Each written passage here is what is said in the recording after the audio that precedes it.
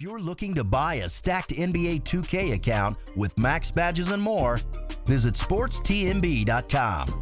He has been in the community for years and has hundreds of reviews. Click the first link in the description to get your account today.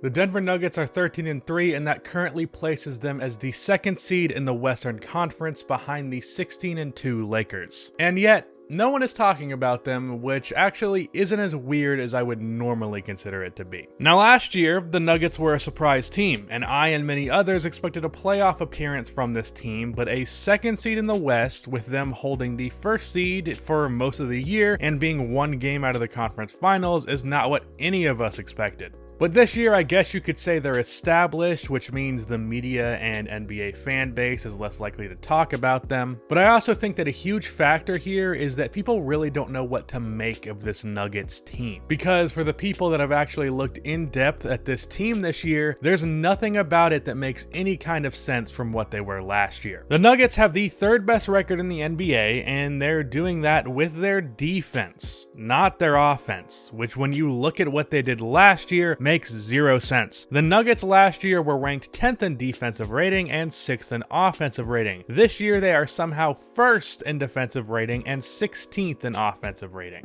9 spots up defensively and 10 spots down offensively. That is very weird. I've never seen a team have such a flip-flop in play style and still continue to win regardless of that. The Denver Nuggets are easily the most confusing team in the NBA, and I don't even really understand why they're that confusing, which says a lot about how confusing they are, if that makes sense. But come on guys, let's dive into the numbers and see what's going on here. I don't know why I just presented that like I'm Dora the Explorer, but whatever. Roll the intro.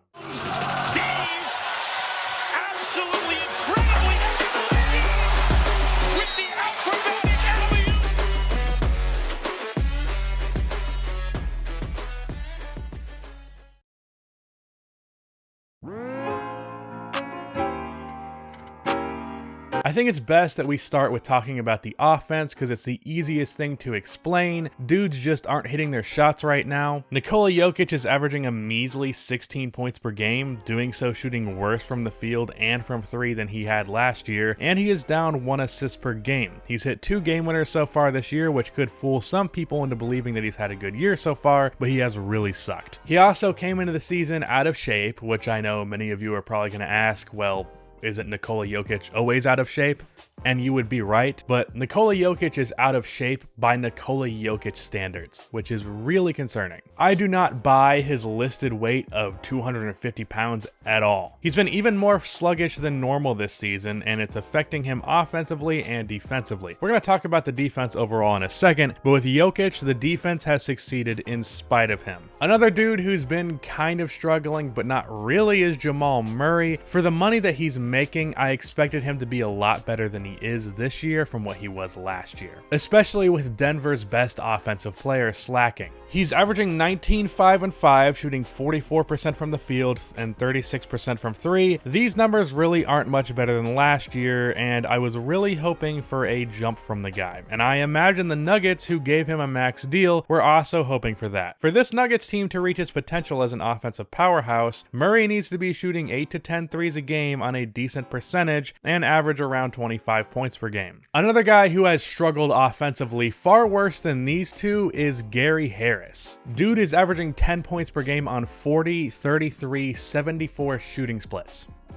Yikes. I just want to remind you guys that Harris was second on the Nuggets in points per game just 2 years ago, averaging 18 a game. He did that shooting 48, 39, 83. Now, he was often the beneficiary of Nikola Jokic and his amazing playmaking from the high post, either getting a pass for 3 or off of a cut. If you go back and watch Nikola Jokic passing highlights from 2017, you'll notice that Gary Harris often got backdoor passes for easy layups. So I think those numbers were a bit inflated, but still 18 on 48% from the field and 39% from 3 is a far cry from 10 points on 40% from the field and 30% from 3. As for some other guys who are struggling, after looking like the next Wesley Matthews last year, Malik Beasley is shooting 38% from the field. Monte Morris, who is one of the best backup point guards in the league last year, is averaging just 17 minutes a game. and Beasley is getting just 16. I don't know why this is the case. It's really very contradictory. Maybe Mike Malone is trying to tank Beasley's value so he stays with the team because he has a real chance of getting a pretty penny in this year's weak free agency class. That being highlighted by the fact that Beasley turned down a $10 million a year deal from Denver.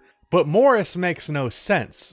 The Nuggets don't have another backup point guard to take minutes from him. Mason Plumlee has been fine as he's always been, and ironically, it's a little kept secret that Mason Plumlee is actually one of the better passing bigs in the NBA. He averages 2.3 assists a game in just 17 minutes this year. He averaged 3 a game in 21 minutes last year. Per 36, that puts him at 5 assists a game for both years. So to any teams looking for a starting caliber big man that could be a steal in free agency, Mason Plumlee can get you a double and 4 to 5 assists, so I'd look into him. Anyways, like I said, it's not all bad performances. As I said, Plumlee has been great, and then there's been Paul Millsap and Will Barton. Millsap is shooting very well from 3 at 49%, that'll obviously slow down, and Barton, who last year didn't look like he had a place on this team, is now playing 32 minutes a game and shooting 45% from deep, while averaging 15 points and 7 rebounds. So I guess that solves the mystery of where Beasley's and Morris's minutes have gone. But even though Will Barton is off to a good start, if these two getting less minutes is the consequence of that, then I don't think it's worth it at all. They also have not been playing Michael Porter Jr., which really annoys me, being that I picked him to be in the Rookie of the Year race. That's not going to happen with him getting 8 minutes per game, which is less than fucking Juancho Hernan-Gomez. Come on, Mike Malone. White, bald coaches and people with a last name Malone already have a really bad rap.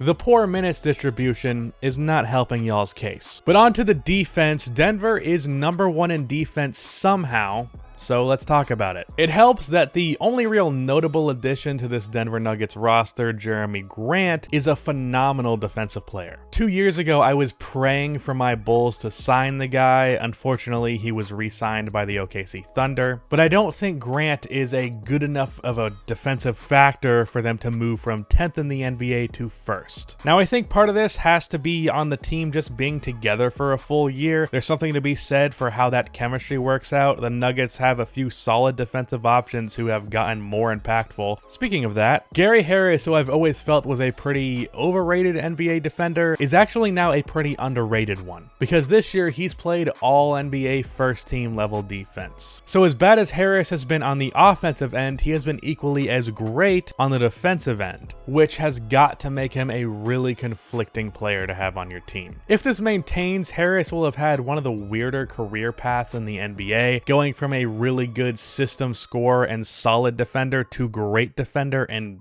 poor offensive player. That's just weird. But other than that, I'm pretty stumped on why this defense has performed so well. They beat a solid offensive team in the Miami Heat, only holding them to 89 points. They held the Sixers to 97, the Nets to 93, and the Celtics, who are a great offensive team, to just 92. And the Wizards, who are randomly the second best offensive team in the league behind the Bucks, were held to just 104 points. Seriously, the Wizards are averaging a whole ass 119 points per game, and the Nuggets held that average down by 15 points. They put up 140 versus the Suns yesterday. I don't know what steroids this team is on, but they should probably start using them for their defense too. Anyways, with all of those confusing stats about this Nuggets team out there, what does this mean for them this year in terms of their ability to contend or not? Well, I basically see it this way. This team can go in 3 directions with their offense and defensive balance. 2 are neutral, and 1 would make this team really scary. The first thing is the offense and defense could go back to normal, and then this team is pretty much what they were last year. If that's the case, then once again, they're not quite good enough to win a championship, but good enough to be a problem for contenders in the playoffs. The second direction is this team can just keep playing like they are now, and then somehow their identity comes on the defensive end, which is something I never expected with the personnel on this team. But the third direction is that this defense maintains at the level that it is, or at the very least stays in the top 5, and their offense goes back to normal, being a top 6 offense in the league. If that's the case, the Denver Nuggets are contenders, because that would mean that they have a top 5 offense and defense. Teams that are that good on both sides of the ball typically compete for championships. So if that's the case, beware of Denver. Also, side notes, the Nuggets is a really stupid ass team name.